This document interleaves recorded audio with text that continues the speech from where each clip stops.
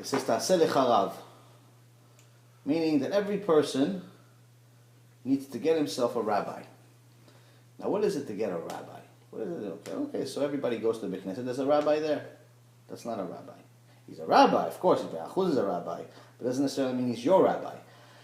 If you're making somebody your rabbi, that means that he is your consultant for everything. You have problems with the marriage, you go to that rabbi. You have problems with the religion, you go to that rabbi. You have problems with the marriage, you go to that rabbi. You feel comfortable with him. It's somebody that you're making as, in essence, a partner in your life. That's what ta'aseh lecha rav means. Make yourself a rabbi. Because you have to feel extremely comfortable with this person. Now, to just make any rabbi your rabbi, it's like making any woman your wife. It doesn't make any sense. You have to think about this. You have to obviously talk to the person, see if you get along with the person, see if they understand you, see if you guys are on the same wavelength. Some people are on the same wavelength as you, some people are not. You have to, talk to the person and see if this is someone you can connect with. Because just because somebody has a beard and a hat and a suit and all of that stuff doesn't necessarily make them qualified to be your rabbi. They could very well be an amazing rabbi, but it's not necessarily could be yours. It could be somebody that's completely the opposite of that as your rabbi. So, but it's our job to get ourselves rabbis. It's not their job. It's our job. Their job is obviously to monitor the congregation, try to help whoever comes, and what they do is extraordinary, which is my next point. But it's our job to find ourselves a rabbi, because they don't know if we already have one or not. They don't know if we're ready to actually have one or not. Most people look at rabbis as something very superficial. They look at them as someone that's at the synagogue, that they see them maybe once a week on Shabbat when they go to the synagogue, and he's a nice guy, and you say hello, and you try to respect him, and when anything goes wrong, you yell at them. They look at them as almost like janitors or something like that. It's very, very wrong of how people view them, but that's just the reality. But the point of what I'm trying to make, aside from our responsibility to get ourselves rabbis, where we can talk to them, text them, email them, go meet them, talk to them about things that are very, very intimate, aside from that, what all of us need to do is start realizing, why are we underappreciating all of these rabbis? Now, even the big rabbis that you see in the world, even the ones that you see on YouTube and on Facebook and all of these people, they go through very, very similar things like any other local rabbi. Rabbis in today's age are the most unappreciated piece of gold you could ever imagine. And the best example that, that I thought of over today and the last few days, that I think is really extraordinary about it, of what people don't realize, is that a rabbi can never have a bad day.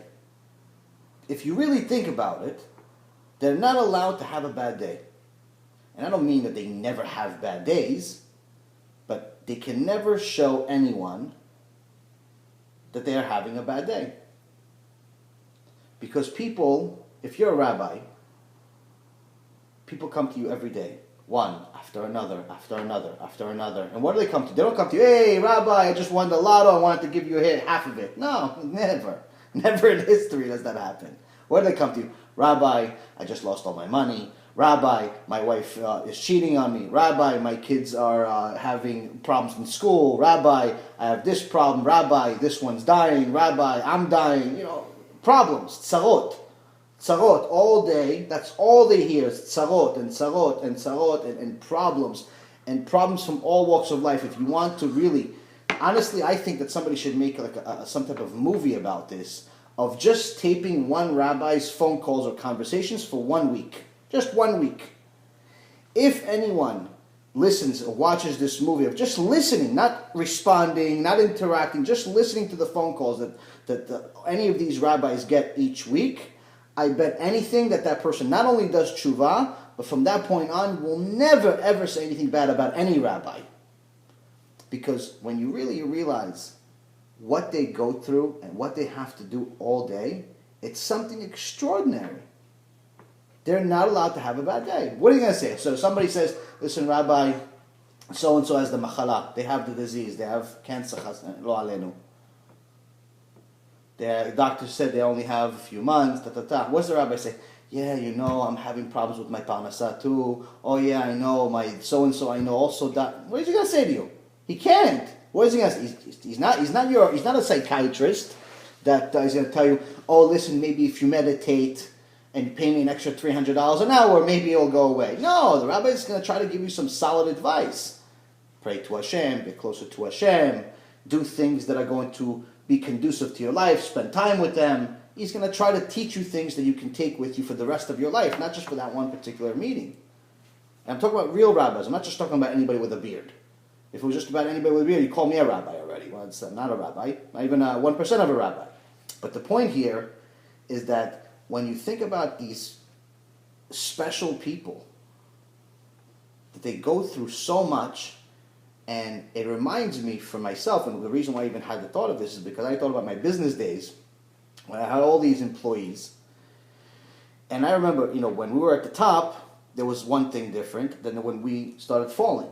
The one big thing that changed is that when we were at the top, there was never one employee that ever knew I had a bad day. They wouldn't know, they would see me mad or not mad, but as far as knowing what's going on in my life, never happened. Never. You do your job, I do my job. If I'm upset at something or not, people stay away. They're just minding their own business. They do their own thing. But the difference was that once things started changing in the company was when I started making friends. When my employees became my friends. And that was one of the biggest mistakes. Because once you share these stories with people, initially it feels good, but then they forget that you're their boss. They forget that every time that they cash a check, you're the one that's giving it to them. So the relationship changes drastically. So what happens is that when they didn't know if I'm having a bad day or didn't even know why something was bad or not bad or good or anything, things were one way. When they started knowing, it only went downhill from there. The rabbi is very, very different. He can't ever do what I did. Obviously, the Torah teaches him not to. But the point here is that he is never even going to think about sharing his problems, because some of the big tzaddikim, when you hear some of these stories, you hear, for example, stories about Rabbi Ovadia Yosef. There was one Friday, that a woman came, waited, and she's saying, I have to speak to the rabbi, I have to speak to the rabbi. I was like, it's Friday, they're going to eat. It's a bad day. Come back on Sunday. No, I have to talk to him now. Long story short, she wouldn't leave. Finally, they talked to the rabbi. They tell him, yes, this woman could let her in. They let the woman in, and then they start seeing the rabbi cry with her. So it's not that she was just crying. He was crying with her. They were both hysterical crying. That's a rabbi. That's why Rabbi Ovadia Yosef was Gdola Dol Zichrono Livracha. It wasn't necessarily just the immense amount of Torah that he knew. It wasn't just the fact that, the stories that they tell about him are just only a quarter of the real stories that actually happened. But it's the fact that he lived it 1,000% of the time, and he felt what you felt. So when you have a connection with a rabbi, he's going to cry with you. When you feel sorrow, he feels sorrow. When you're upset, he's upset. When you're losing, he's losing. And that's the difference. But obviously, to develop a relationship like this takes time. You have to be honest with them. You have to stay in touch with them. You can't just expect that if you call this rabbi twice a year, right before the holidays, and ask him for a blessing, that you're going to have this relationship. You have to work at this, just like anything else in life. But the minimum that we can do is start thinking about rabbis a little bit differently. When we see that, we only see them once a week or a couple of times a week if we go to the shul more often, and we see them and we just see just a small part of their life. We see them giving a little lecture. Sometimes we like it, sometimes we don't like it. We see some people playing with their phone in the middle. We see some people completely not paying attention. We sometimes ourselves don't pay attention. We do all of these things. No one ever asks what's going on with his life.